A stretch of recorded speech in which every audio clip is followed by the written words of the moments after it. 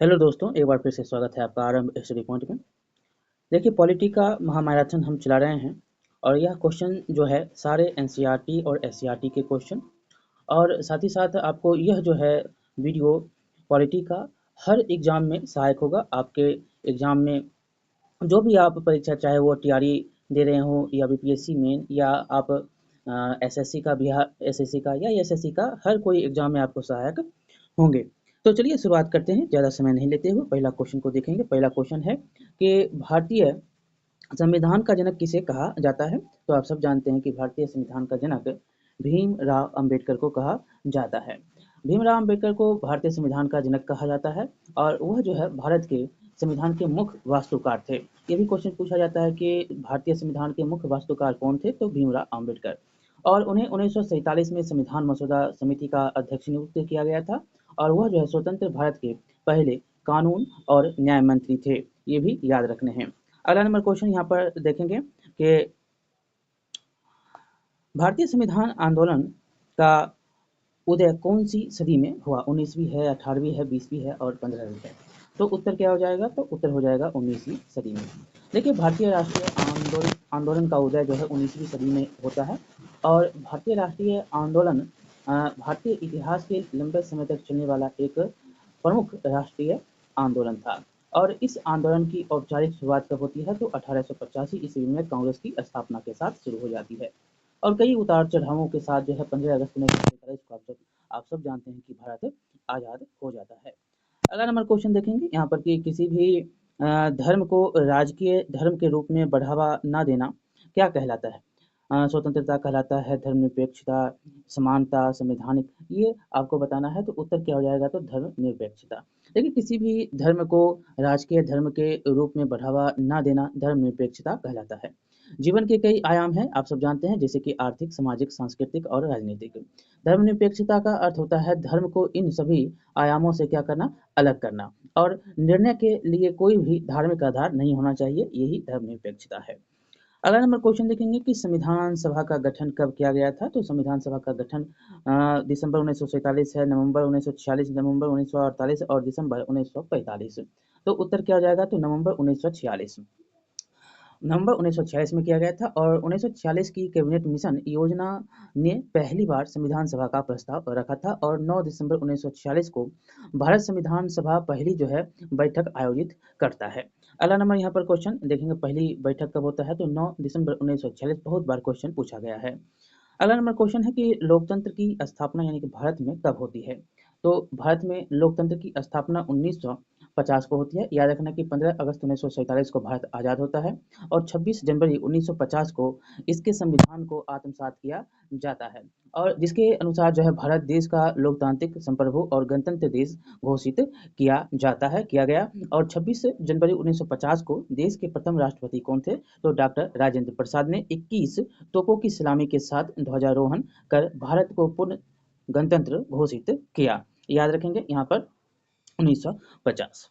अगला number question है कि भारतीय संविधान प्रारूप समिति के अध्यक्ष, ये भी क्वेश्चन बहुत बार पूछा जाता है, तो इसका भी उत्तर हो जाएगा आपको भारतीय संविधान के प्रारूप समिति के अध्यक्ष डॉक्टर भीमराव अंबेडकर। याद रखना है कि 29 अगस्त 1947 को प्रारूप समिति की नियुक्त की गई थी। कब? तो 29 अगस्त 1947 को। और बी आर अम्बेडकर जो है प्रारूप समिति के अध्यक्ष नियुक्त हुए थे और प्रारूप समिति के नए संविधान का प्रस्ताव तैयार करने के लिए अध्यक्ष समिति 7 सदस्यों का समूह नियुक्त किया गया था। ठीक है, और 2 सदस्य की मृत्यु होती है तो फिर उसमें 2 सदस्य जुड़ते हैं, तो ये 7 सदस्य रहते ही हैं।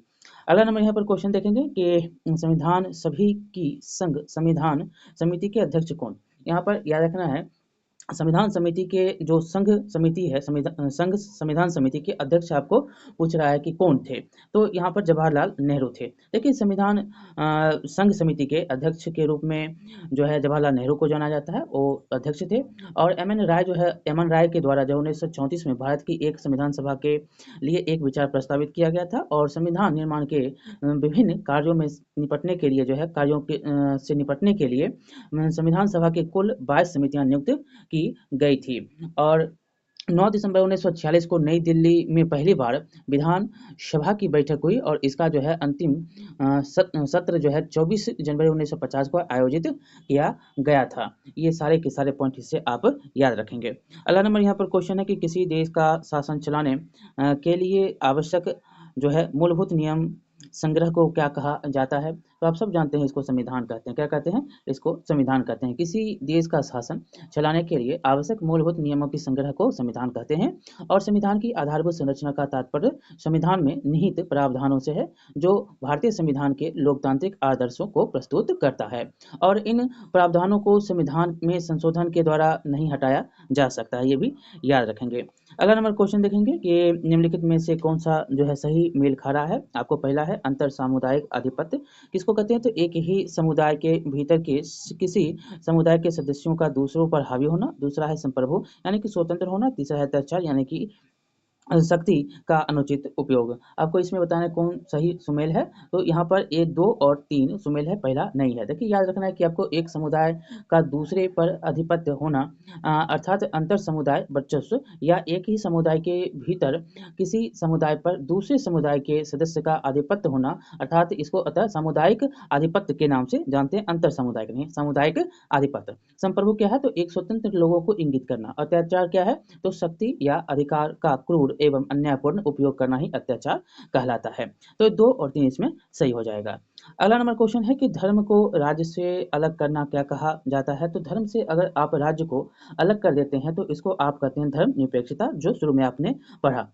धर्मनिरपेक्षता की अवधारणा को आमतौर पर नागरिक मामलों और राज्य से धर्म को अलग करने के रूप में परिभाषित किया जाता है और किसी भी समान दृष्टिकोण से शामिल करने के लिए इसकी विस्तार किया जा सकता है जो किसी सार्वजनिक क्षेत्र में धर्म के स्थान को खत्म करने या कम करने का प्रयास करता है। अगला नंबर यहाँ पर क्वेश्चन देखेंगे कि निम्नलिखित में से कौन सा एक मौलिक अधिकार है? तो यहाँ पर हो जाएगा मौलिक अधिकार में धर्म की स्वतंत्रता का अधिकार। संपत्ति का अधिकार क्या हुआ? हट गया। यहाँ पर याद रखना है भारतीय संविधान में धर्म की स्वतंत्रता का अधिकार एक मौलिक अधिकार है और अनुच्छेद 25 से लेकर 28 में संविधान के तहत धर्म की स्वतंत्रता के अधिकार की गारंटी है और प्रत्येक भारतीय नागरिक को अपने धर्म की शांतिपूर्ण अभ्यास करने की और बढ़ावा देने की अधिकार है। ये भी याद रखेंगे। अगला नंबर क्वेश्चन है कि भारतीय संविधान द्वारा भारत को कैसा राज्य घोषित किया गया? तो भारतीय संविधान के द्वारा कैसा? तो धर्म विरोधी, धर्म सापेक्ष, धर्मनिरपेक्ष, कट्टरवादी। तो आपने तुरंत पढ़ा कि धर्मनिरपेक्ष जो है राज्य घोषित किया जाता है। धर्मनिरपेक्ष शब्द संविधान की प्रस्तावना में 42वें संविधान संशोधन 1976 के द्वारा डाला गया और भारत का इसलिए एक आधिकारिक जो है राज्य धर्म नहीं है, ठीक है। और हर व्यक्ति को उपदेश, अभ्यास और किसी भी धर्म की चुनाव प्रचार करने की अधिकार है और सरकार के पक्ष में या किसी भी धर्म के खिलाफ भेदभाव नहीं करना चाहिए। सरकार जो है किसी भी पक्ष या भेदभाव में किसी के खिलाफ नहीं रहती है। अगला नंबर यहाँ पर क्वेश्चन देखेंगे कि भारत में कौन सा धर्म बहुसंख्यक की पंक्ति में आता है? सिख, हिंदू, ईसाई और बौद्ध। तो उत्तर क्या हो जाएगा? तो हिंदू। हिंदू क्या है? तो बहुसंख्यक है। याद रखेंगे कि 79.8% जो है भारत में हिंदू आबादी है और वहीं पर मुस्लिम जो है आबादी 14.2% है और सिख जो है आपको सिख, ईसाई, बौद्ध, जैन यानी कि 6% जो है ये पाए जाते हैं। और 1951 से लेकर 2011 के बीच जो है भारत में मुसलमानों की हिस्सेदारी में मामूली वृद्धि हुई है, लगभग जो है 4% अंक, जबकि हिंदुओं में हिस्सेदारी की 4% में गिरावट हुई है। हिंदू क्या हुए? घटे हैं, तो वहीं पर मुस्लिम की जनसंख्या बढ़ी है। अगला नंबर यहाँ पर क्वेश्चन देखेंगे कि संविधान द्वारा दिए गए अधिकारों को क्या कहा जाता है? तो संविधान के द्वारा जो अधिकार दिया जाता है वो मौलिक अधिकार के नाम से इसको आप जानते हैं। अनुच्छेद 12 से लेकर 35 तक आपको मौलिक अधिकार दिए गए हैं और भाग 3 में है, ठीक है। ये अधिकार भारतीय संविधान के भाग 3 और अनुच्छेद में आपको संविधान के अनुच्छेद 12 से लेकर 35 तक मौलिक अधिकारों के संबंधित आपको अनुच्छेद मिलते हैं और मौलिक अधिकार जो है भारत के सभी नागरिकों को बिना किसी भेदभाव के दिए जाते हैं और ये अधिकार जो है प्रकृति में न्याय संगत है और मौलिक अधिकारों के उल्लंघन के मामले में जो है कोई सीधे कोर्ट, हाई कोर्ट या सुप्रीम कोर्ट जा सकता है। अगला नंबर यहाँ पर क्वेश्चन देखेंगे कि भारतीय संविधान के किस अनुच्छेद में असंप्रेषणीयता की समाप्ति का प्रावधान है? तो बहुत बार ये क्वेश्चन अभी तक कर चुके हैं आप। अनुच्छेद 17 है। अनुच्छेद 17 क्या कहता है? तो ये कहता है कि असंप्रेषणीयता को समाप्त कर दिया गया और किसी भी जो है रूप में इसका अभ्यास वर्जित है। ये बहुत बार क्वेश्चन जो है पूछा जाता है, बार-बार क्वेश्चन आपको ये अनुच्छेद 17 पूछे जाते हैं। अगला नंबर क्वेश्चन है, वफादारी की शपथ किस देश में दिलाई जाती है? तो वफादारी की शपथ जो है भारत, अमेरिका, भूटान और नेपाल है, तो अमेरिका में दिलाया जाता है। याद रखेंगे कि जो है वफादारी की शपथ किसी संगठन, संस्था या राज्य के प्रति निष्ठा की प्रतिज्ञा एवं इसका जो है कोई व्यक्ति सदस्य है, मतलब हो सकता है, होता है। और संयुक्त राज्य अमेरिका में ऐसी शपथ अक्सर संकेत देती है कि सहयोगी शपथ में उल्लिखित किसी विशेष संगठन या संगठनों का सदस्य नहीं है, और अमेरिकी सुप्रीम कोर्ट शपथ को कानूनी दस्तावेज के रूप में जो है रूप देने की अनुमति देता है। कानूनी रूप से यह है, इसका वफादारी का शपथ जो है अमेरिका में लोगों को दिलाया जाता है। अगला नंबर क्वेश्चन है कि निम्न में से कौन धर्म के मामलों में हस्तक्षेप कर सकता है? राज्य है, पुलिस है, घर के लोग हैं, समाज के लोग हैं। तो आप सब जानते हैं कि यह राज्य सभी के लिए, यहाँ पर उत्तर हो जाएगा राज्य। देखिए, सभी के लिए धार्मिक स्वतंत्रता के विचार को ध्यान में रखते हुए भारत ने धर्म और शक्ति और राज्य की शक्ति के को जो है अलग करने की रणनीति भी अपनाई, और धर्मनिरपेक्षता राज्य से धर्म के इस अलगाव को संदर्भित करती है, और भारतीय धर्मनिरपेक्षता में राज्य को धार्मिक मामलों में हस्तक्षेप करने की छूट दी गई है। तो ये उत्तर हो जाएगा पहला। अगला नंबर यहाँ पर क्वेश्चन देख सकते हैं कि कौन ढंग से जो है युग्मित है। पहला है जबरदस्ती, हस्तक्षेप और विवेचना की स्वतंत्रता। हस्तक्षेप मतलब होता है किसी को बाध्य करना, और जबरदस्ती होता है किसी को बाध्य करना, और हस्तक्षेप होता है प्रभावित करने किसी विशेष मामलों को, और विवेचना की स्वतंत्रता होती है व्यक्ति की स्वतंत्रता। 1 2 2 3 और 1 2 3 और 1 3। तो उत्तर में आपको यहाँ पर क्या हो जाएगा, 1 और 3। जबरदस्ती मतलब होता है किसी को बाध्य करना, और विवेचना की स्वतंत्रता होती है कि व्यक्ति की स्वतंत्रता। जबरदस्ती मतलब क्या होता है, किसी को कुछ करने के लिए बाध्य करना, या जो है किसी मतलब यह राज्य जैसे कानूनी प्रति जो भी प्राधिकरण है द्वारा उपयोग किए जाने वाले बल को इंगित करता है। विवेचना की स्वतंत्रता होता है किसी भी चीज़ को किसी व्यक्ति द्वारा अपने ही तरीकों से समझना, कि यह जो है किसी व्यक्ति की उस स्वतंत्रता को दर्शाता है जिसके माध्यम से वह अपने स्वयं की समझ को विकसित करे, तथा जिस धार्मिक प्रथा का वह पालन करता है उसके अर्थ को विकसित करता है। हस्तक्षेप क्या होता है? हस्तक्षेप होता है यह राज्य के उन प्रयासों को दर्शाता है जिसके माध्यम से संविधान के सिद्धांतों के अनुसार किसी विशेष मामलों को प्रभावित किया जाता है। ठीक है, अगला नंबर यहाँ पर क्वेश्चन देखेंगे, संसद का कार्य निम्न में से है? तो कार्यपालिका पर नियंत्रण, कानून बनाना, घर बनाना, मार्गदर्शन। तो इसका उत्तर तो आप सब जानते होंगे कि इसका उत्तर हो जाएगा कार्यपालिका पर नियंत्रण। संसद का कार्य है। देखिए, संसद का कार्य कार्यपालिका पर नियंत्रण करना होता है, और कार्यपालिका पर संसद द्वारा नियंत्रणों में सबसे महत्वपूर्ण उसके व्यय पर नियंत्रण होता है। ठीक है, और संसद की स्वीकृति के बिना जो है कार्यपालिका ना तो कोई धन उपार्जित कर सकती है और ना ही कोई व्यय कर सकती है। ठीक है, अगला नंबर क्वेश्चन देखेंगे, भारतीय जो है संसद का अंग है? तो राष्ट्रपति है, राज्यसभा, लोकसभा, उपयुक्त में से सभी, सभी के सभी हैं। भारतीय संसद का कौन कौन? तो राज्यसभा भी है, लोकसभा भी है और राष्ट्रपति भी है। देखिए, भारतीय संसद का अंग ये तीनों हैं, और प्रत्येक सदन को अपनी पिछली बैठक के 6 महीने के भीतर मिलना होता है। ये क्वेश्चन बार बार पूछा जाता है, कितने महीनों के भीतर मिलना होता है? 6 महीनों के भीतर। और यह प्रकार जो है, इस प्रकार यह प्रकृति में द्विसदनीय है। ये भारत का जो आप देखते हैं किस प्रकार का प्रकृति है, तो यह प्रकृति द्विसदनीय है, एक राज्यसभा का है और एक लोकसभा का है। और भारतीय संसद के अंग कौन कौन से हैं? तो राष्ट्रपति भी है, राज्यसभा भी है और लोकसभा भी है, तीनों के तीनों होते हैं। अगला नंबर क्वेश्चन है, राज्य विधानसभा के सदस्य को क्या कहते हैं? एमएलए कहते हैं, एमपी कहते हैं और एमसी कहते हैं, इनमें से कोई नहीं। तो क्या कहा जाता है? तो इसको एमएलए, राज्य विधानसभा के जो सदस्य होते हैं उसको एमएलए के नाम से जानते हैं, विधानसभा का सदस्य। भारतीय सरकार प्रणाली में राज्य सरकार की विधायिका के लिए है, और यह जो है चुनावी जिले जो निर्वाचन क्षेत्र होता है कि मतदाताओं के द्वारा वो चुनकर जाते हैं और उनका प्रतिनिधित्व करते हैं, और प्रत्येक निर्वाचन क्षेत्र से लोग एक प्रतिनिधित्व चुनते हैं जो फिर विधानसभा का सदस्य होता है, उसको आप एमएलए के नाम से जानते हैं। अगला नंबर क्वेश्चन है कि राज्यसभा में कुल कितने सदस्य होते हैं? तो यह 245 है।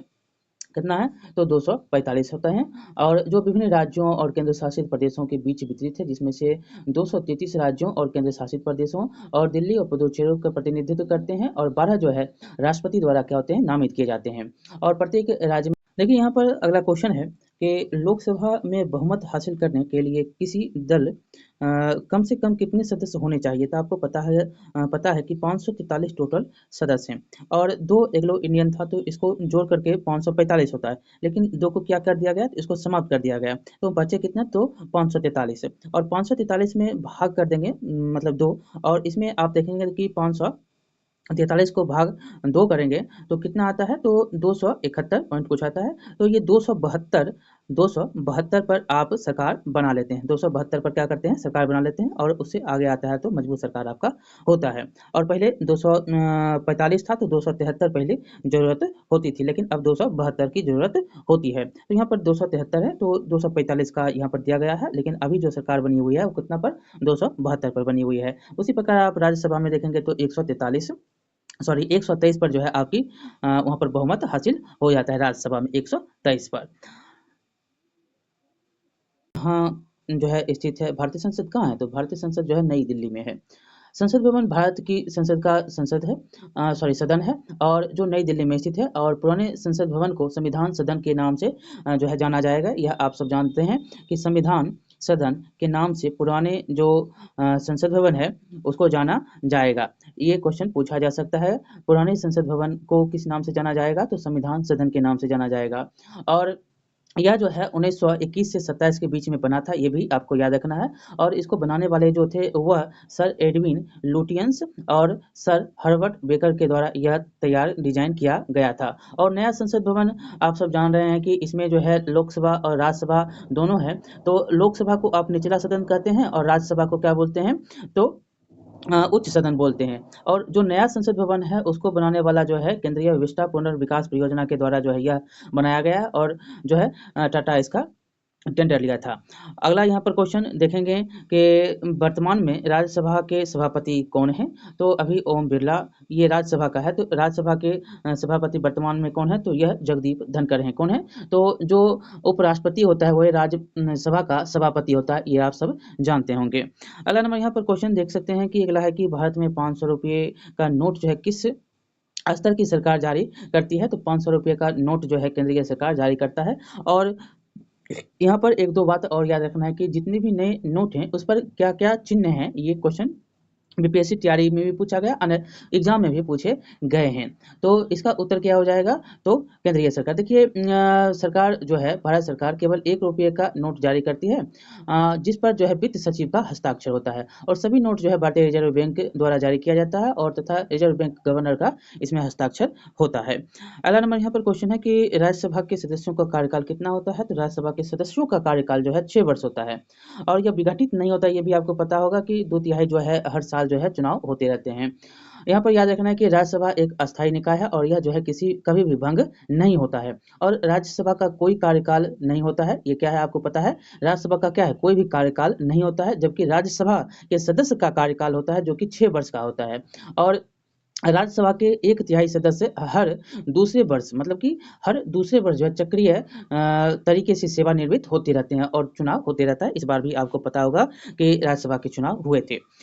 अगला नंबर यहाँ पर क्वेश्चन है कि राष्ट्रपति जो है राज्यसभा के में जो है कितने सदस्य मनोनीत कर सकता है। राज्यसभा में राष्ट्रपति जो है कितने सदस्य मनोनीत करेंगे, तो 12 सदस्य मनोनीत करते हैं। ये आपको पता होगा कि 245 में 12 जो है सदस्य राष्ट्रपति मनोनीत करते हैं, जबकि 233 सदस्य जो है राज्य, केंद्र शासित प्रदेश, दिल्ली, पुदुचेरी ये सबसे संबंधित होते हैं। और 12 सदस्य जो होता है वो कला, साहित्य, विज्ञान, सामाजिक सेवा ये सब क्षेत्र से वह आते हैं। अगला नंबर यहाँ पर क्वेश्चन है कि संसदीय कार्यकारिणी में यह आवश्यक है कि प्रधानमंत्री को बहुमत का समर्थन डैश में है हो, तो कहाँ पर हो, तो लोकसभा में। कहाँ पर हो, तो लोकसभा में बहुमत हो। यहाँ पर आप जानते हैं कि संसदीय कार्यपालिका में यह आवश्यक कि प्रधानमंत्री को लोकसभा में बहुमत समर्थन प्राप्त होना आवश्यक है। अभी आप देख सकते हैं कि 400 पार का नारा जो है दिया जा रहा है। क्यों दिया जा रहा है, क्योंकि आप बहुमत में आइएगा। इसी तो बहुमत 273 पर होता है, लेकिन एक ठोस सरकार, एक मतलब कि आप इंडी गठबंधन में देख सकते हैं कि बहुत सारे क्षत्रिय दल के जो हैं गठबंधन है, क्षत्रिय दल गठबंधित है इसमें। और यहाँ पर ठोस सरकार देखने को अभी नहीं मिल रही है आपको, लेकिन आपको मोदी की सरकार में देखने को जो एनडीए गठबंधन है उसमें ठोस सरकार अभी भी है, पिछले भी जो शिफ्ट में था उसमें भी था। और अभी जो है 300 प्लस है सीट। आगे क्या होगा नहीं होगा आप सब जान रहे हैं कि चुनाव की प्रक्रिया अभी चल रही है, और इसमें जो जीतेंगे वो सरकार में आएंगे, चाहे वो एनडीए हो चाहे वो इंडिया गठबंधन हो, ठीक है। और इंडिया गठबंधन का फुल फॉर्म भी पूछा जा चुका है तैयारी में, इसलिए इंडिया गठबंधन का फुल फॉर्म भी याद कर लेंगे। और जो अभी तत्काल में करंट में चल रहे हैं वो सारे ध्यान में रखकर चलेंगे, क्योंकि क्वेश्चन जो है बार बार यहाँ से पूछे जाते हैं।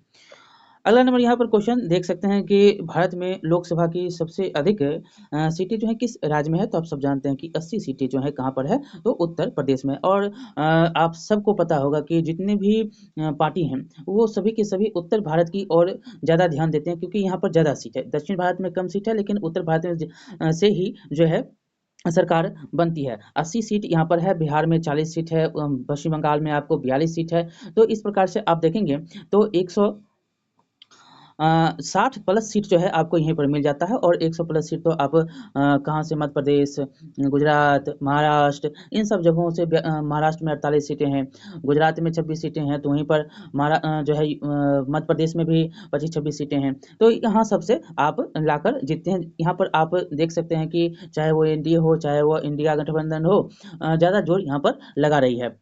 और जो अभी की सरकार है वो भी आपको देखने को मिल रहा है कि ज़्यादा से ज़्यादा सीटें जो हैं यहीं मतलब इसी क्षेत्र के जीते गए हैं। चलिए, इतना ज़्यादा डिटेल में हमको नहीं जाना है राजनीति में, अन्यथा आप कुछ भी समझ सकते हैं। अभी चुनाव प्रक्रियाएं चल रही है। अब यहाँ पर देखेंगे अगला क्वेश्चन कि लोकसभा का सदस्य बनने के लिए न्यूनतम आयु कितना है। तो ये क्वेश्चन आप 25 वर्ष इसका उत्तर हो जाएगा। और राज्यसभा के लिए 30 वर्ष होता है। देखिए, क्वेश्चन इस बार भी पूछा गया कि राज्यसभा के लिए कितना जो है वर्ष होता है। बीपीएससी टीआरई 3 में 3 1 to 5 और 6 to 8 में जो एग्जाम हुआ है उसमें पूछा गया है कि कितना वर्ष राज्यसभा के सदस्य बनने के लिए होना है। तो आप सब जानते हैं 30 वर्ष होता है। और सबसे कम उम्र में जो है राज्यसभा के सदस्य बने वो राघव चड्ढा है। और ये क्वेश्चन आपको पूछा जाता है। 25 वर्ष जो है लोकसभा के सदस्य बनने के लिए उम्र की सीमा तय की गई है।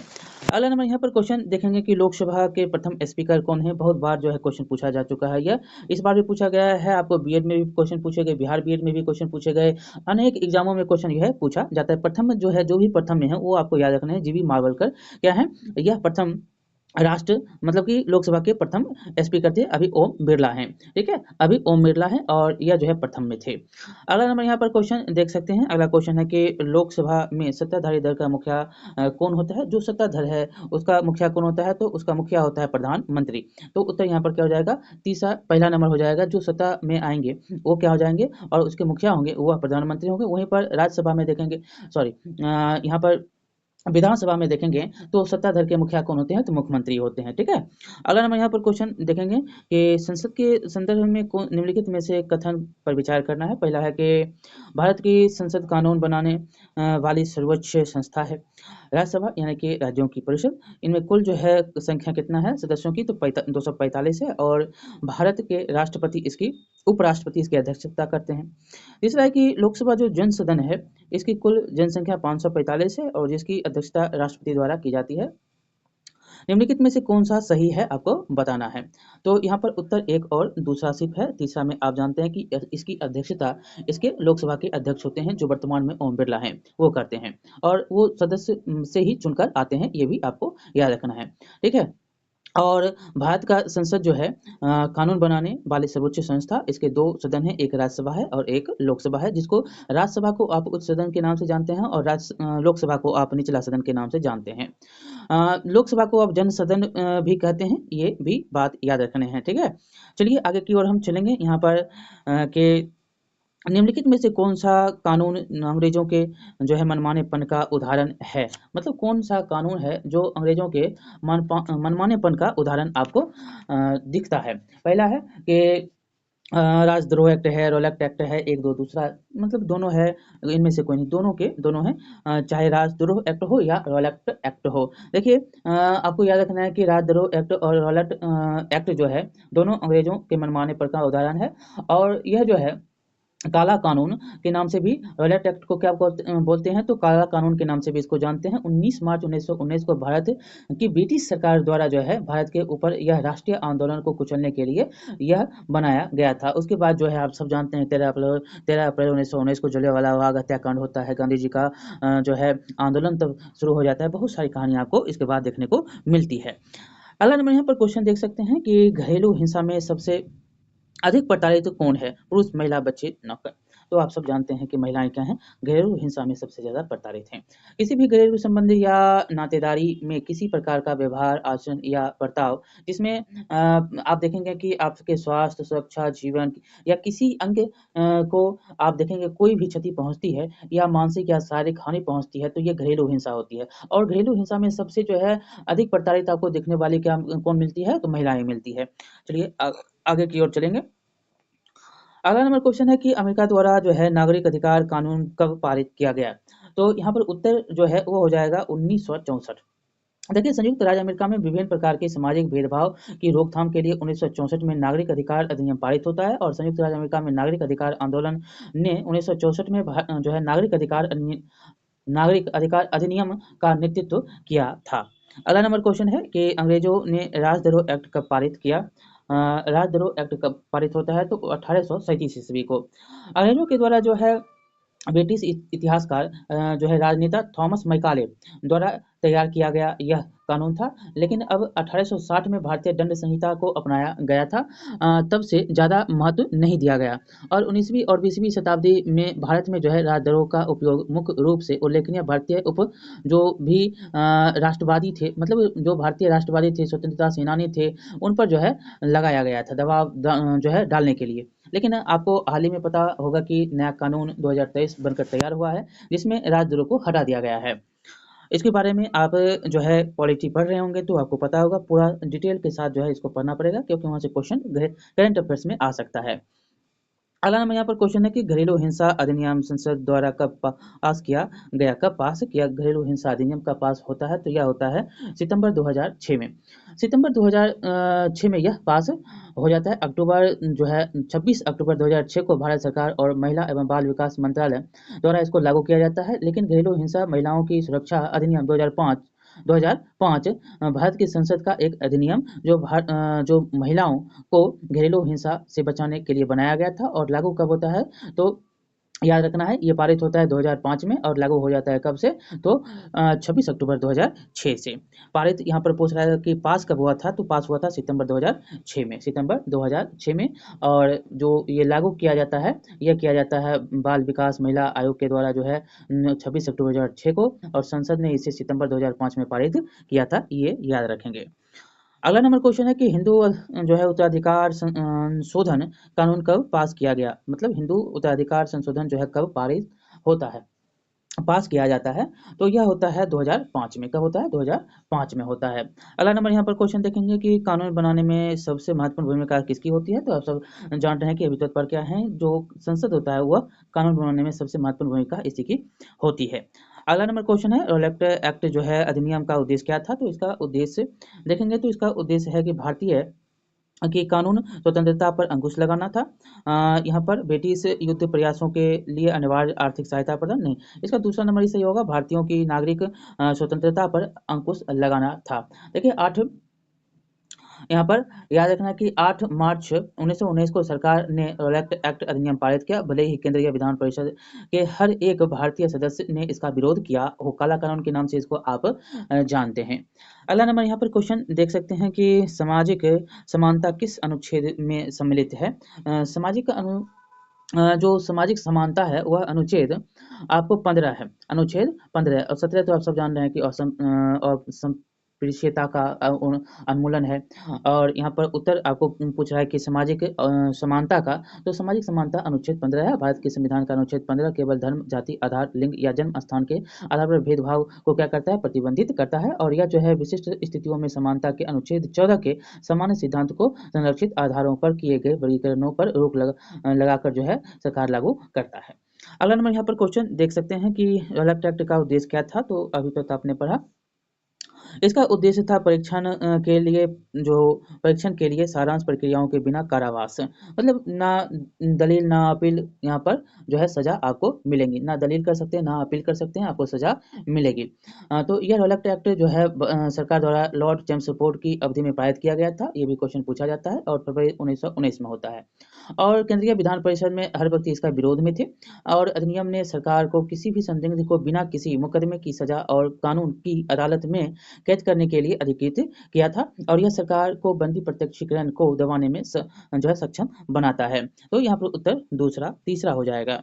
अगला नंबर क्वेश्चन है कि सर्वोच्च न्यायालय के न्यायाधीशों की नियुक्ति कौन करता है? तो आप सब जानते हैं कि इसकी नियुक्ति राष्ट्रपति के द्वारा होता है। अभी डी वाई चंद्रचूड़ क्या है 50 में सर्वोच्च न्यायालय के मुख्य न्यायाधीश के रूप में हैं और राष्ट्रपति द्रौपदी मुर्मू हैं।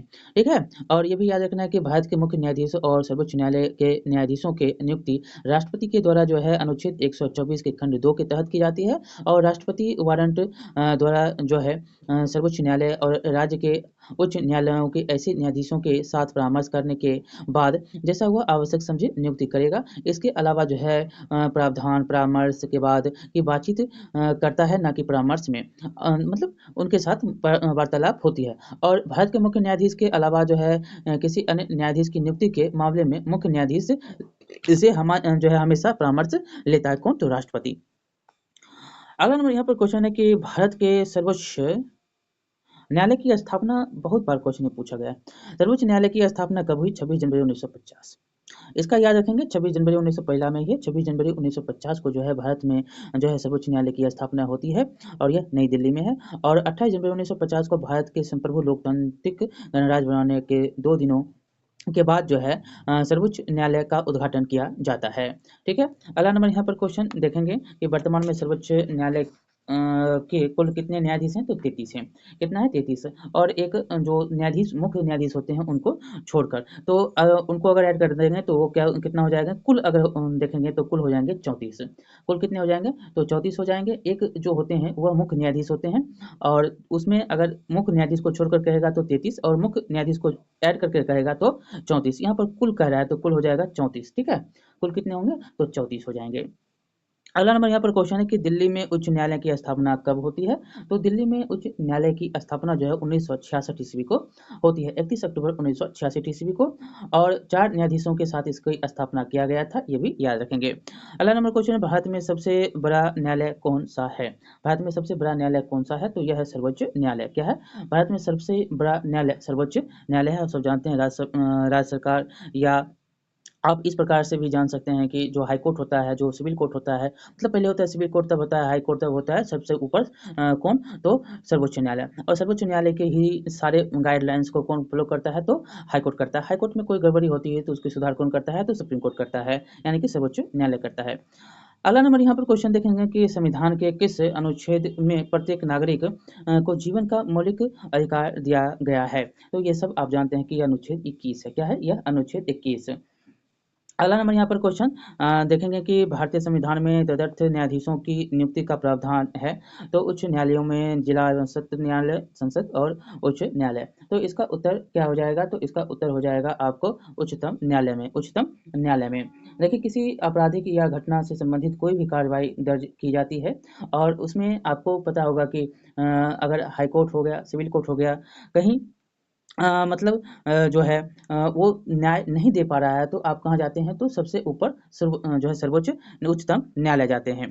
भारतीय संविधान के तदर्थ न्यायाधीशों की नियुक्ति का प्रावधान यहाँ पर पूछ रहा है तो यह कहाँ पर? तो उच्चतम न्यायालय में होता है और यह जो है परामर्श से कौन देते हैं? तो मुख्य न्यायाधीश देते हैं। ये क्वेश्चन इसका आंसर इस प्रकार से आप याद रखेंगे, उच्चतम न्यायालय हो जाएगा। जो न्यायाधीशों की नियुक्ति का प्रावधान करता है वो उच्चतम न्यायालय है। अगला नंबर क्वेश्चन है कि भारत में कुल कितने जो है उच्च न्यायालय हैं? भारत में कुल कितने उच्च न्यायालय हैं? तो 25। भारत में टोटल कितने उच्च न्यायालय हैं? तो 25 हैं। यहाँ पर उत्तर हो जाएगा 25।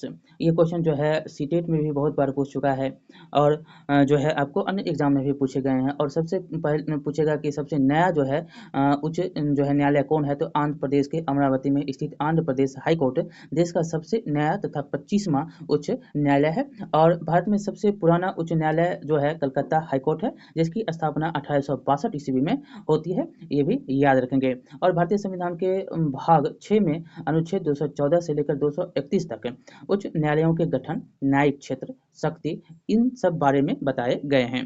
अगला नंबर क्वेश्चन है कि केंद्र और राज्य के बीच के विवाद का निपटारा किस न्यायालय में? तो ये कहाँ पर होता है? तो उच्चतम न्यायालय यानी कि सर्वोच्च न्यायालय में होता है। कोई भी घटना हो, चाहे वो कावेरी जल विवाद आपको पता होगा, तो ये सारे जो है निपटान के लिए कहाँ पर जाता है? तो ये जाता है उच्चतम न्यायालय यानी कि सर्वोच्च न्यायालय में या सुप्रीम कोर्ट में, इसको सुप्रीम कोर्ट भी कहते हैं।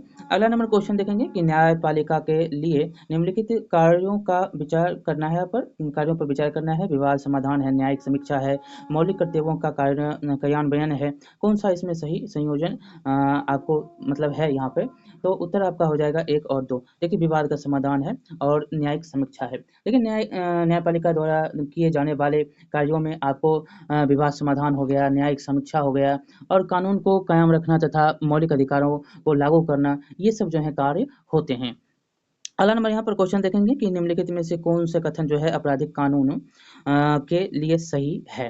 पहला है कि यहाँ पर पहला है कि अपराध के रूप में परिभाषित आचरण या कृत्य से निपटने का वाला कानून। दूसरा है कि यह सामान्य रूप से पहली सूचना रिपोर्ट के दर्ज होने के साथ शुरू होता है। तीसरा है कि दोषी पाए जाने पर आरोपी को जेल भेजा जा सकता है तथा जुर्माना भी लगाया जा सकता है। ये तीनों के तीनों आपको सही हैं। क्या है? ये तीनों के तीनों सही हैं। अगला नंबर क्वेश्चन देखेंगे कि यह बात कौन तय करता है कि कोई व्यक्ति अपराधी है या नहीं? तो अदालत तय करती है कि यह व्यक्ति जो है अपराध किया है या नहीं है। ठीक है, दोषी ठहराता है कौन? तो अदालत। अगला नंबर यहाँ पर क्वेश्चन देखेंगे, अदालत में राज्य का पक्ष कौन प्रस्तुत करता है? तो सरकारी वकील करता है। यहाँ पर सरकारी वकील होता है जो राज्य का जो है पक्ष प्रस्तुत करता है। अगला नंबर क्वेश्चन है कि संविधान के किस अनुच्छेद में प्रत्येक व्यक्ति को एक वकील के जरिए जो है अपना बचाव करने का मौलिक अधिकार प्राप्त है? तो यह अनुच्छेद 22 है। देखिए भारतीय संविधान का अनुच्छेद 22 जो है जीवन और व्यक्तिगत स्वतंत्रता की सुरक्षा प्रदान करती है और अनुच्छेद 22(2) यह सुनिश्चित करता है कि गिरफ्तार या हिरासत में लिए गए प्रत्येक व्यक्ति को 24 घंटे के भीतर निकटतम मजिस्ट्रेट के साथ जो है मजिस्ट्रेट के समक्ष पेश किया जाना चाहिए और बिना मजिस्ट्रेट के अधिकार के उस अवधि से अधिक व्यक्ति को हिरासत में नहीं रखा जा सकता है। अगला नंबर यहाँ पर क्वेश्चन है कि जब कोई गवाह अदालत में अपना बचाव देता है तो उसे क्या कहा जाता है? जिरह करना है, संज्ञेय है, अपराधी है या आरोपी है? तो इसको जिरह बोलते हैं, जिरह करता है। जिरह में जो है विरोधी पक्ष के उस गवाह से पूछताछ करना शामिल है जो पहले की गवाही दे चुका है, अर्थात प्रत्यक्ष परीक्षण करता है और इसके बाद जो है दोहरा सीधी जाँच की जाती है। जिरह का दायरा जो है गवाह की गवाही, ज्ञान या विश्वसनीयता की जाँच करना या उसे बदनाम करना है।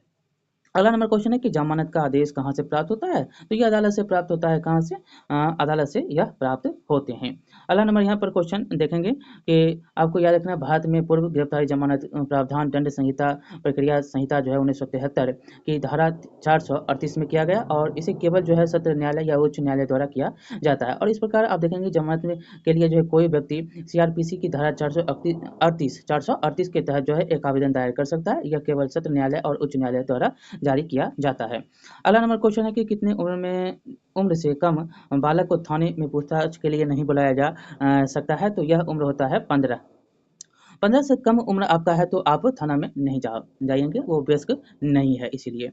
अगला नंबर क्वेश्चन है FRI को जाना जाता है किस नाम से? तो इसको आप प्राथमिकी के रूप में भी जानते हैं। FRI जो होता है प्राथमिकी के रूप से जाना जाता है। मतलब इसको आप प्रथम सूचना रिपोर्ट के भी नाम से जानते हैं। भारत में किसी भी व्यक्ति द्वारा शिकायत के रूप में प्राथमिकी दर्ज कराने का अधिकार है। अगला नंबर यहाँ पर क्वेश्चन देखेंगे कि अनुच्छेद 22 के बारे में निम्नलिखित कथनों पर आपको विचार करना है। पहला, गिरफ्तारी के 24 घंटे के भीतर जो है मजिस्ट्रेट के सामने पेश करना है। दूसरा है कि 15 वर्ष से कम उम्र के लड़के या महिलाएं को पूछताछ के लिए केवल पुलिस स्टेशन ही बुलाया जा सकता है। तीसरा है कि किसी भी गिरफ्तारी के समय उसे उस अपराध की सूचना दिया जाना अधिकार जिसके लिए जो है वह व्यक्ति गिरफ्तार किया जा रहा है। आपको सही बताना है कौन इसमें है। तो इसका उत्तर हो जाएगा आपको 1, 2, 3, तीनों के तीनों क्या हैं? सही हैं। तीनों के तीनों सही हैं। अगला नंबर यहाँ पर क्वेश्चन अब हम देखेंगे कि शहरी इलाकों में कितने प्रतिशत जो है आदिवासी गरीबी रेखा के नीचे जीवन यापन करते? शहरी इलाके में आपसे पूछा जा रहा है। तो यहाँ पर 20 है, 40 है, 30 है और 35 है, तो 40%। देखिए ग्रामीण क्षेत्रों में 45% और शहरी क्षेत्रों में 40% जो है आदिवासी समूह गरीबी रेखा के नीचे रहते हैं। अगला नंबर यहाँ पर क्वेश्चन देखेंगे कि भारत में कुल कितने राष्ट्रीय पार्क हैं? तो यह 106। यहाँ पर याद रखना है कि 1972 में भारत ने संरक्षण पर निर्भर प्रजातियों के आवासों की सुरक्षा के लिए जो है वन्य जीव संरक्षण अधिनियम 1973 में प्रोजेक्ट टाइगर लागू किया और वर्तमान में भारत में 106 राष्ट्रीय उद्यान हैं और भारत का पहला राष्ट्रीय उद्यान 1936 में स्थापित किया गया था, जिसे अब उत्तराखंड में जिम कॉर्बेट जो है राष्ट्रीय उद्यान के नाम से जाना जाता है। अगला नंबर क्वेश्चन है कि हाशिए पर होने का अर्थ क्या है? तो हाशिए पर होने का अर्थ होता है महत्वहीन। हाशिए पर जाने का तात्पर्य क्या होता है? व्यक्ति या समूह को अलग अलग करके या जो है आप शक्तिहीन करके उनके साथ ऐसा व्यवहार करना जिसमें मानो जो है उसका क्या हो, मानो वह महत्वहीन हो गया है। अगला नंबर यहाँ पर क्वेश्चन देखेंगे कि भारत की कुल आबादी के कितने प्रतिशत जो हैं लोग आदिवासी हैं? तो भारत में कुल कितने प्रतिशत? ओके, तो यह हो जाएगा आपको 2011 के जनगणना के अनुसार जो है 8.6% जो है अनुसूचित जनजाति के लोग हैं। कितना? तो 8.6%। अगला नंबर क्वेश्चन है कि भारत के किस राज्य में आदिवासी समूह नहीं है? हरियाणा है, छत्तीसगढ़, ओडिशा और झारखंड। तो उत्तर क्या हो जाएगा? तो हरियाणा। ये क्वेश्चन पूछा गया है और 2011 के जनगणना के अनुसार जो है भारत में जो है पंजाब, हरियाणा, चंडीगढ़, दिल्ली, पुडुचेरी में अनुसूचित जनजातियों की कोई भी संख्या मतलब आबादी नहीं है। वहीं पर आप देखेंगे तो 2011 की जनगणना के अनुसार जो है केंद्र शासित प्रदेशों में अनुसूचित जनजातियों की न्यूनतम अनुपात जो है उत्तर प्रदेश में आपको 0.6%, तमिलनाडु में 1.1%, बिहार में 1.3%, केरल में 1.5% और उत्तराखंड में 2.9% है। अगला नंबर क्वेश्चन देखेंगे कि आदिवासी लोग मुख्य रूप में कौन सी भाषा बोलते हैं? हिंदी, बांग्ला, भीली और ओडिशा। तो उत्तर क्या हो जाएगा? तो भीली भाषा यह बोलते हैं।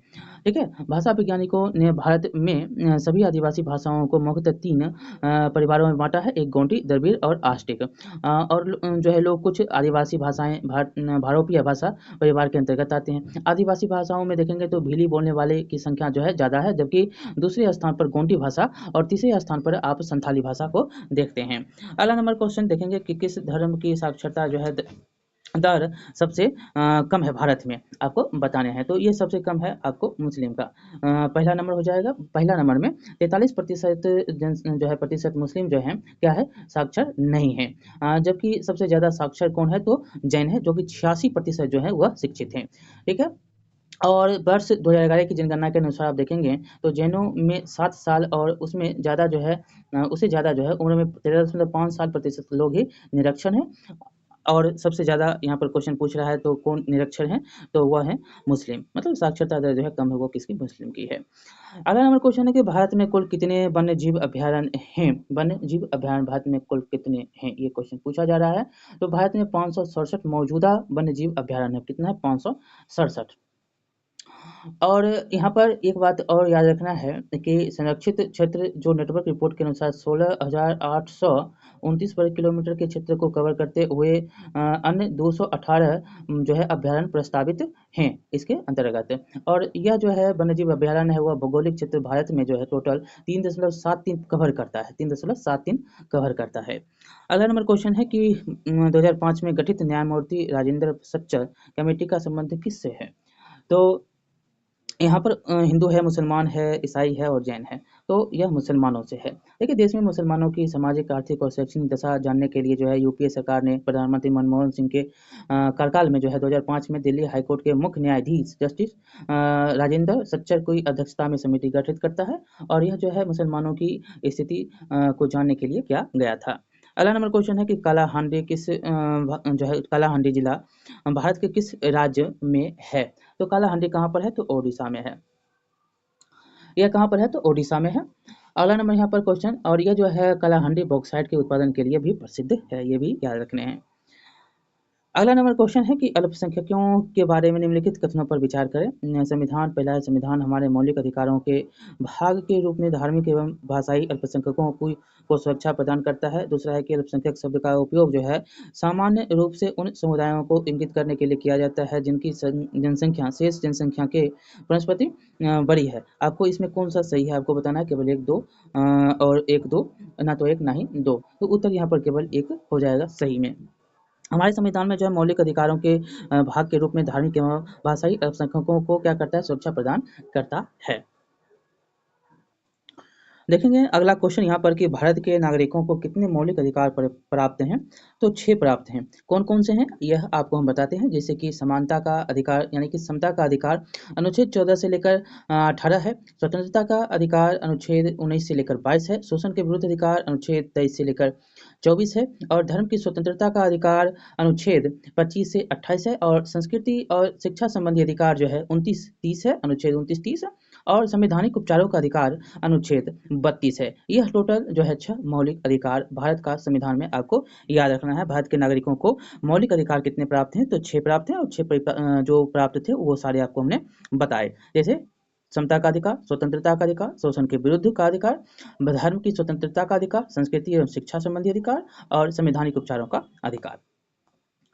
अगला नंबर क्वेश्चन है कि कौन सा वर्ग जो है आरक्षण की श्रेणी में आता है।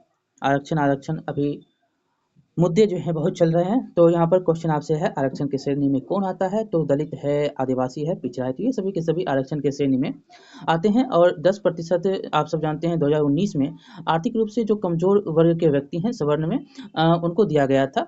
चलिए आगे की ओर हम चलेंगे। यहाँ पर के अनुसूचित जाति या जनजाति अधिनियम जो है कब पास किया गया। तो यह 1989 ईस्वी को पास होता है। अनुसूचित जाति एवं अनुसूचित जनजाति अधिनियम जो है 1989 को 11 सितंबर को पास मतलब संसद द्वारा पारित किया जाता है।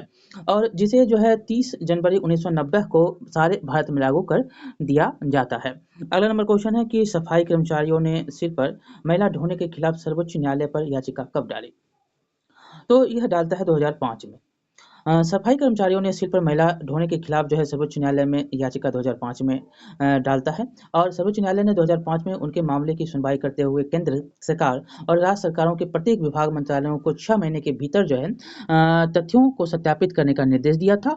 यदि हाथ से मैला ढोने की प्रथा जो है अस्तित्व में पाई जाती है तो सरकार जो है सरकारी विभाग को उनकी मुक्ति और पुनर्वास के लिए समयबद्ध कार्यक्रम सक्रिय रूप से शुरू करना होगा। यह जो है सुप्रीम कोर्ट के द्वारा कहा गया था।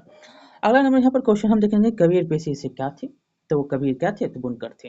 पेशे से बुनकर थे। यहाँ पर पहले नंबर पर ही है कबीर उत्तर प्रदेश के वाराणसी शहर में उनका जन्म होता है। उनका लालन पालन जो है एक मुस्लिम दंपति के द्वारा किया जाता है और यह एक बुनकर थे। अगला नंबर क्वेश्चन है कि निम्न में से किस कवि को उलट वासियां प्रसिद्ध हैं। तो ये है कबीर। कौन है, कबीर दास। ये जो है कबीर 15वीं सदी के भारतीय रहस्यवादी कवि और संत।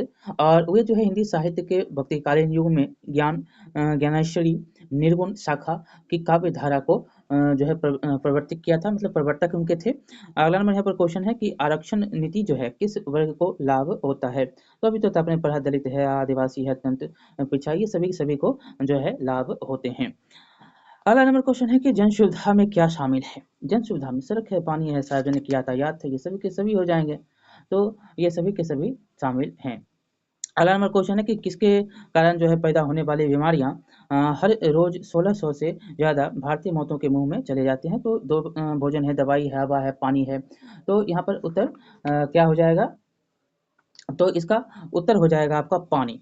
पानी के कारण जो है पानी के कारण क्या होता है, 1600 से ज़्यादा भारतीय इसके मुंह में चले जाते हैं। शुद्ध पानी नहीं मिलता है इसके कारण। आगे की ओर हम क्वेश्चन देखेंगे। अगला क्वेश्चन है कि जो है सरकार किस जन सुविधा के लिए निजी कंपनियों का सहारा ले सकती है। जन सुविधा के लिए किसके लिए, तो बिजली है, परिवहन है, सड़क निर्माण है, सभी के लिए जो है मतलब प्राइवेट कंपनी का जो है सहारा लेता है। तो आप सब जानते हैं कि प्राइवेट कंपनियां भारत में अभी बहुत सारे हैं और चाहे वो बिजली हो, परिवहन हो, सड़क निर्माण हो, सभी में कार्य कर रही है। अगला नंबर क्वेश्चन है कि कौन सा अनुच्छेद स्वच्छ जल के अधिकार को जीवन के अधिकार का हिस्सा मानता है। तो यह अनुच्छेद 21 है। अनुच्छेद भारतीय संविधान के अनुच्छेद 21 के तहत जो है गारंटीकृत जीवन के अधिकार के तहत भारतीय सर्वोच्च न्यायालय द्वारा जो है पानी के अधिकार को एक मौलिक जो है मानव अधिकार के रूप में संरक्षित किया। अगला नंबर क्वेश्चन हम देखेंगे कि शहरी इलाकों में प्रति व्यक्ति कितना लीटर पानी प्रतिदिन मिलता है। तो कितना मिलता है, तो यह मिलता है 135 लीटर। अगला नंबर यहाँ पर क्वेश्चन अब हम देखेंगे कि किस कि स्वीकृति के बाद जो है संसद के फैसले लागू होते हैं। प्रधानमंत्री हैं, राष्ट्रपति हैं, सर्वोच्च न्यायालय के न्यायाधीश हैं, उपराष्ट्रपति हैं, तो सब जानते हैं कि राष्ट्रपति की अगर स्वीकृति हो जाती है तो वो कानून लागू हो जाता है। अगला नंबर यहाँ पर क्वेश्चन, न्यूनतम वेतन तय कौन करता है? सरकार, निजी कंपनियां, मजदूर और किसान। तो कौन तय करेगा? तो सरकार तय करेगा। न्यूनतम वेतन कौन तय करता है? तो सरकार तय करती है। अगला नंबर क्वेश्चन है कि भारत के किस शहर में 1984 में भयंकर गैस त्रासदी? तो भोपाल गैस त्रासदी के नाम से इसको आप जानते हैं, जो कि 2-3 दिसंबर 1984 को रात को यूनियन कार्बाइड के कारखाने में लगातार 40 tonne methyl isocyanide MIC नामक जहरीली गैस का रिसाव हुआ, जिसका जो है उपयोग कीटनाशक बनाने के लिए किया जाता था। और भोपाल गैस त्रासदी को दुनिया का सबसे भयानक औद्योगिक आपदा माना जाता है। और भारत सरकार का कहना है कि गैस रिसाव के कुछ दिनों के भीतर लगभग जो 3500 लोग मारे गए और बाद में इसको 15,000 से अधिक लोग मारे गए कहा गया। ठीक है, अभी भी वहाँ के कुछ क्षेत्रों में जो है नुकसानदेह बीमारियां देखने को मिलती है। अगला देखेंगे क्वेश्चन की प्रधानमंत्री की नियुक्ति कौन करता है? तो राष्ट्रपति करता है। प्रधानमंत्री की नियुक्ति कौन करेगा? तो राष्ट्रपति करता है। अगला नंबर यहाँ पर क्वेश्चन हम देखेंगे कि शोषण के विरुद्ध अधिकार के बारे में निम्नलिखित कथनों पर विचार करना है। पहला है कि किसी को भी कम प्राथमिक या दास्ता के तहत काम करने के लिए बाध्य नहीं किया जा सकता। एकदम सही बात है, शोषण के विरुद्ध ये काम होगा। और दूसरा है कि 15 वर्ष से कम आयु के किसी भी बच्चे को किसी कारखाने या खनन कार्यों में काम करने या किसी अन्य खतरनाक रोजगार में लगाने के लिए नियोजित किया जाएगा। ये क्या है? नहीं किया जाएगा। ये क्या है? यह गलत है। देखिए यहाँ पर जो सही है वो कौन है? तो वो पहला नंबर है। देखिए किसी इस कानून को बनाने या लागू करने या बनाए रखने के माध्यम से सरकार सामाजिक न्याय सुनिश्चित करने के लिए व्यक्तियों या निजी कंपनियों की गतिविधियों को नियंत्रित कर सकती है। इनमें से कई कानूनों का आधार जो है भारतीय संविधान द्वारा प्रदत्त मौलिक अधिकार हैं। उदाहरण के लिए आप देख सकते हैं, शोषण के विरुद्ध के अधिकार कहता है कि किसी को भी कम प्राथमिक मतलब कि किसी भी को भी कम रुपया देकर आप या दास्ता के तहत जो है काम करने के लिए बाध्य नहीं कर सकते हैं। और इसी तरह जो है संविधान यह कहता है कि 14 वर्ष, यहाँ 15 लिखा है इसलिए गलत है। 14 वर्ष के कम आयु के जो भी बच्चे हैं किसी कारखाने या खनन कार्यों में काम करने के लिए नियोजित नहीं किया जाएगा। यह खतरनाक होता है। ठीक है, तो आगे की ओर हम चलेंगे। अगला क्वेश्चन यहाँ पर है कि निम्नलिखित में से कौन सा संवैधानिक प्रावधान भारतीय संविधान द्वारा ब्रिटिश संविधान से लिया गया? बहुत बार क्वेश्चन ये भी पूछा गया है। पहला है न्यायिक समीक्षा कानून द्वारा स्थापित प्रक्रिया, तीसरा है संसदीय विशेषाधिकार और चौथा है आपातकाल के दौरान मौलिक अधिकारों का निलंबन। तो इसका उत्तर क्या हो जाएगा? तो इसका उत्तर हो जाएगा संसदीय विशेषाधिकार। संविधान जो है संवैधानिक प्रावधान जो भारतीय संविधान द्वारा ब्रिटिश सरकार से लिया गया, संसदीय सरकार, विधि का शासन, विधायी प्रक्रिया, एकल नागरिकता, कैबिनेट प्रणाली, विशेषाधिकार, रीट, संसदीय विशेषाधिकार, द्विसदनीय, ये सारे के सारे जो है ब्रिटेन से लिए गए हैं, ब्रिटिश संविधान से। अगला नंबर क्वेश्चन है कि भारतीय संविधान की रूपरेखा का प्रस्ताव कहाँ पेश किया गया? तो यह पेश किया जाता है कराची अधिवेशन में। 1931 में भारतीय राष्ट्रीय कांग्रेस के कराची अधिवेशन में एक प्रस्ताव पारित किया गया जिसमें स्वतंत्र भारत के संविधान की रूपरेखा थी।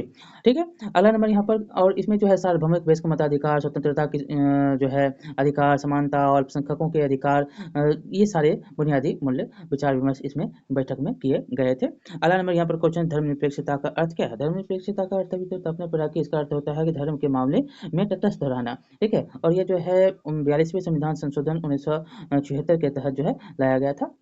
अगला क्वेश्चन यहाँ पर देखेंगे, मौलिक अधिकार कुल कितने हैं? तो मौलिक अधिकार टोटल 6 हैं, जो आपको हमने अभी तक बताया।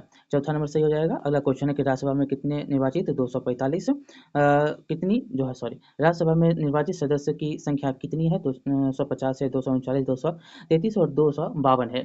तो देखिए ऐसे यहाँ पर 200 अब 45 है। वर्तमान में राज्यसभा की कुल जो है सदस्य की संख्या कितना है? तो 245 है।